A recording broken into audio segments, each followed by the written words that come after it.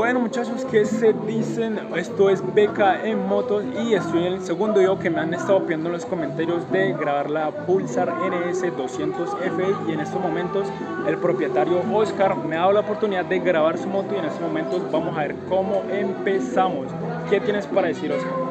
No, nada, pues aquí prestando la moto porque sé que va a ser una persona que va a ser muy específico al hacer el análisis y espero también que de igual forma le sirva a alguien que esté interesado en adquirirla o simplemente por curiosidad se informe de las especificaciones de la moto. Y empezamos. Y bueno muchachos, aquí la tenemos, la Pulsar NS200 Fi modelo 2023, y el modelo que estaremos grabando en estos momentos vendría siendo el modelo estándar, ya que en Colombia nos ofrecen dos variantes, siendo el estándar y el modelo que viene con ABS. Para empezar, quiero decirles que esta moto, al igual que la NS160 que grabé en el video anterior, cuenta con un chasis tipo perimetral, ya que el chasis perimetral ofrece una rigidez torsional y resistencia lateral. Además, su bajo centro de gravedad otorga al conductor una mejor maniobrabilidad y un mejor control en las curvas. Y pasando al apartado de las dimensiones o el tamaño de la moto, contará con una longitud de 1993 milímetros, equivalentes a 199.3 centímetros. En cuanto a su ancho, vendría siendo de 803.5 milímetros, equivalentes a 80.35 centímetros.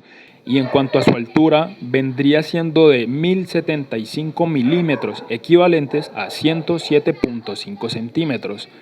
En cuanto a su distancia entre ejes, vendría siendo de 1363 milímetros, equivalentes a 136.3 centímetros. Y en cuanto a la altura del asiento, vendría siendo de 807 milímetros, equivalentes a 80.7 centímetros. Yo vengo midiendo 1,76 m como para que te hagas una idea, y la moto me quedaba muy bien. La razón por la que tengo el pie empinado es porque estaba totalmente aplastado en la moto y no me quería parar como tal para darles el ejemplo, pero pues mis disculpas en esa parte.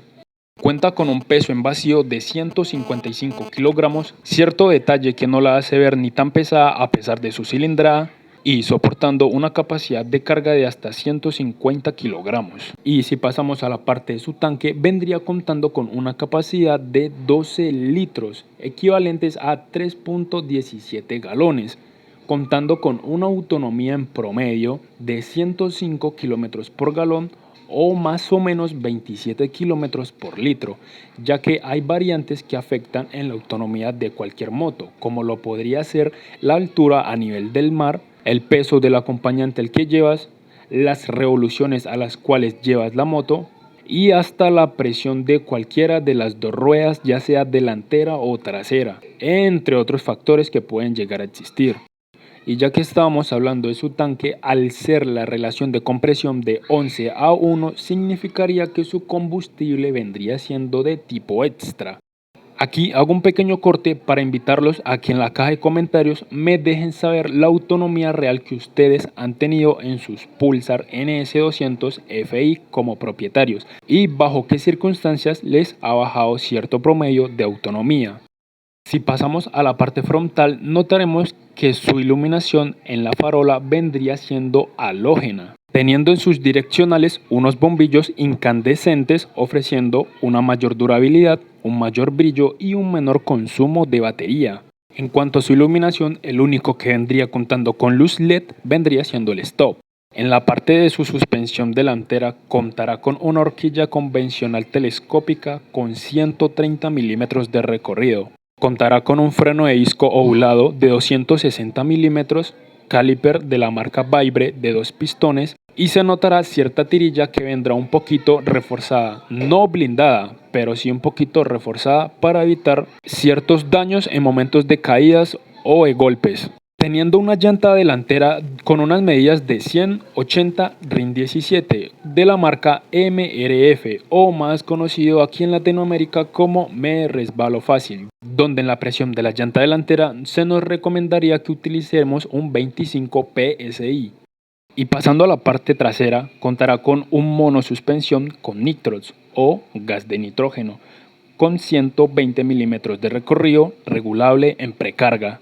Contará con un freno de disco ovulado de 230 milímetros y un caliper monopistón. potenciando así el frenado de la moto. Y en cuanto a su llanta trasera, vendría siendo de 130/70 RIN 17 de la marca MRF.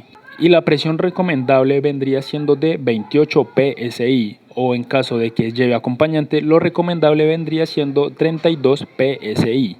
Y si de pronto en algún momento te llegaste a preguntar qué es PSI, pues sus siglas vendrían siendo Pound per Square Inch, perdonen el inglés pero lo intento, lo que se traduciría en presión como libras por pulgada cuadrada.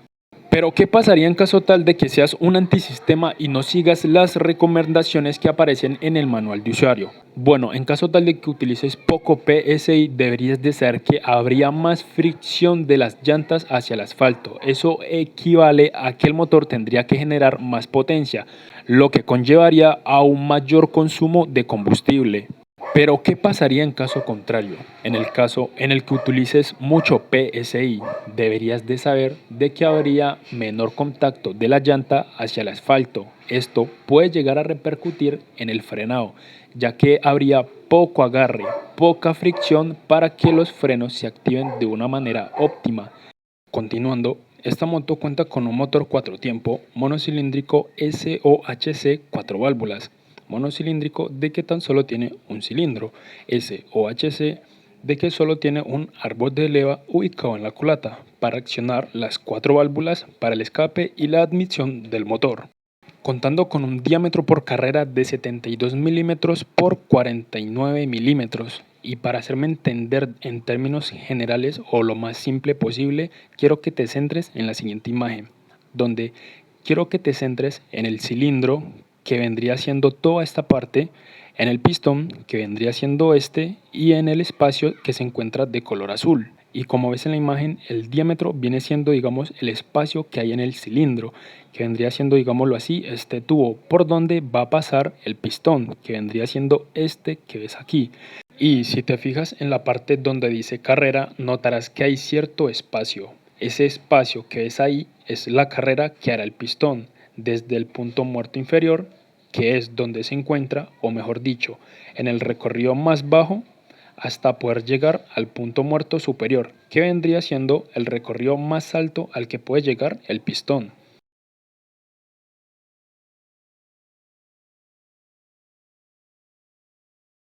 Dando como resultado una cilindrada de 199.4 centímetros cúbicos.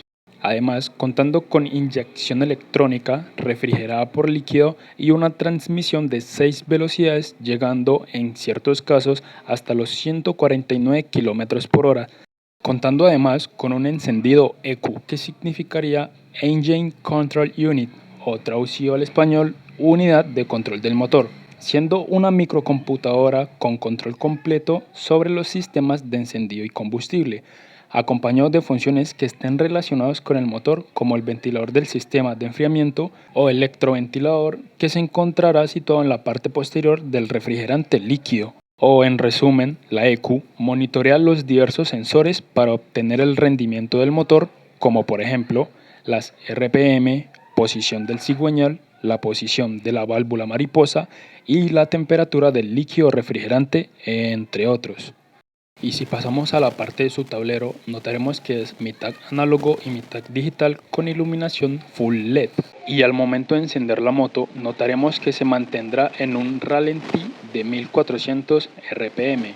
Pero te estarás preguntando, ¿qué es el ralentí? Bueno, el ralentí es el régimen de revoluciones que se necesitan para mantener encendido el motor. Y si pasamos a la parte de los indicadores, contará con el indicador de neutro, las direccionales, las altas, la batería, que empezará a parpadear en caso tal de que la batería esté baja, la presión del aceite, que también empezará a parpadear en caso de que la presión del aceite sea muy baja, el indicador del motor, que empezará a parpadear en caso tal de que hayan fallas en el motor. El indicador del ventilador, dicho ventilador se encenderá cuando las temperaturas de tu motor hayan superado los 110 grados centígrados. El logo de Bajaj, el tacómetro, donde nos mostrará las revoluciones por minutos del motor. El nivel de combustible, que en estos momentos se encuentra óptimo. El indicador de la pata o el estante lateral, Dicho indicador no desaparecerá de la pantalla hasta que haya subido el estante lateral. Su reloj digital, el odómetro, que nos mostrará los kilometrajes que ya haya hecho la moto. En este caso, la moto solo tiene 2.789 kilómetros recorridos. Dos botones, siendo uno el Mode y el otro el Select. En este caso, el Mode lo utilizarás en caso de que quieras configurar el Trip 1 o el Trip 2. Y el indicador de reserva y o revolución del motor. Empezará a parpadear en el momento en el que el nivel de combustible alcance el nivel de reserva o también cuando el motor supera las 9.500 revoluciones por minuto. Además de tener en sus comandos retroiluminación azul, donde en su lado izquierdo tendrá sus luces de altas y bajas, las direccionales y el pito o claxon, y el interruptor de paso o cortesía. Además, el interruptor cortacorriente y debajo del mismo nos encontraremos con el encendido eléctrico. Y bueno muchachos, hasta aquí el video de hoy, espero les haya gustado. Si fue así, déjamelo saberlo con un buen like y déjame saber en la caja de los comentarios qué tal te pareció el video. Si así, siendo el video un poco práctico, o hago los siguientes videos como el que le hice a la NS160, un poquito menos práctico. Déjenmelo saber en la caja de los comentarios. Y aprovechando que estás ahí abajo, ¿por qué no suscribirte a este canal y activar las campanitas? Esto ha sido BK on Motorcycle o BK en Moto y hasta la próxima. Adiós.